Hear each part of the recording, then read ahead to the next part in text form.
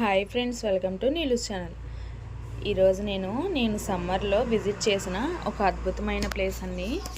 ఒక టెంపుల్ చూపిస్తున్నాను. అదే శ్రీ మాలకొండ లక్ష్మీ నరసింహస్వామి దేవాలయం అండి. శనివారం మాత్రమే మానవులకి, మిగతా రోజుల్లో ఋషులకి, మహానుభావులకి దర్శనమిచ్చేటువంటి పవిత్రమైన క్షేత్రం అండి. ఈ క్షేత్రంలో లక్ష్మీదేవి సమేత స్వామివారిని దర్శించుకోవాలంటే రెండుగా చీలిన కొండల మధ్యలోంచి వెళ్ళాలండి.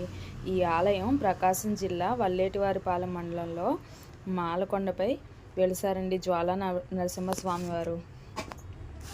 ఈ మాలకొండ లక్ష్మీ నరసింహస్వామి ఆలయం చాలా ప్రత్యేకమైనది. ఇక్కడ కొండల అందచందాలు తప్పకుండా వెళ్ళవలసిన ప్లేస్ అండి. చాలా బాగుంటాయండి. ఈ స్వామివారితో పాటు ఈ ఆలయానికి ఒక కథనం ఉందండి. స్వామివారితో పాటు ఉన్న లక్ష్మీదేవి ఒకసారి స్వామివారి మీద అలిగి కొండపైకి వెళ్ళిందట. వెళ్ళే దారిలో ఒక పెద్ద బండరాయి అడ్డుగా ఉందంట. దేవి ఆగ్రహానికి ఆ బండరాయి పగిలి పెద్ద చీలికగా ఏర్పడిందటండి. అమ్మవారికి కొండపై వెళ్ళడానికి త్రోవనిచ్చిందంట. ఇప్పటికీ లక్ష్మీ నరసింహస్వామిని దర్శించుకోవాలంటే అదే త్రోవలో మెట్ల మార్గం నుంచి వెళ్ళాల్సిందేనండి.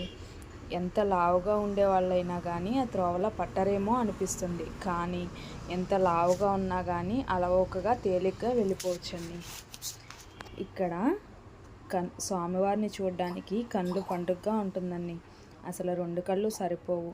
అక్కడ చుట్టూ ఉన్న ప్లేస్ కానీ చాలా బాగుంటుందండి. కొండల మధ్యలోంచి మేమైతే ఇయర్లీ ఒకసారి ప్రతి ఇయర్కి కూడా నరసింహస్వామి జయంతి రోజు వెళ్తామండి. ఫ్యామిలీ మొత్తం అందరం కలిసి వెళ్ళి ఫుల్గా ఎంజాయ్ చేస్తామండి. ఆ స్వామివారిని దర్శించుకోవాలంటే చాలా చాలా మంచిదండి. దర్శించుకుంటే మీరు సమ్మర్లో ఏదైనా టెంపుల్కి వెళ్ళాలి అనుకుంటే, ప్రత్యేకమైన టెంపుల్ అనుకుంటే ఈ టెంపుల్ని కంపల్సరీ విజిట్ చేయండి. చాలా చాలా బాగుంటుందండి. ఒకసారి వెళ్తే మళ్ళీ మళ్ళీ వెళ్ళాలనిపిస్తుందండి ఫీలింగ్. అంతే అండి. బయట కొండలు ఉన్నాయి చూసారా?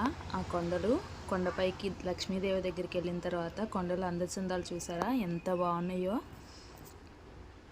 అలా చూస్తూ ఉండిపోవాలనిపిస్తుందండి. చెట్లు అవన్నీ కూడా చాలా పీస్ఫుల్గా ఉంటుందండి. తప్పకుండా విజిట్ చేయండి. నా ఛానల్ని లైక్ చేయండి, షేర్ చేయండి, సబ్స్క్రైబ్ చేయండి. Thank you for watching.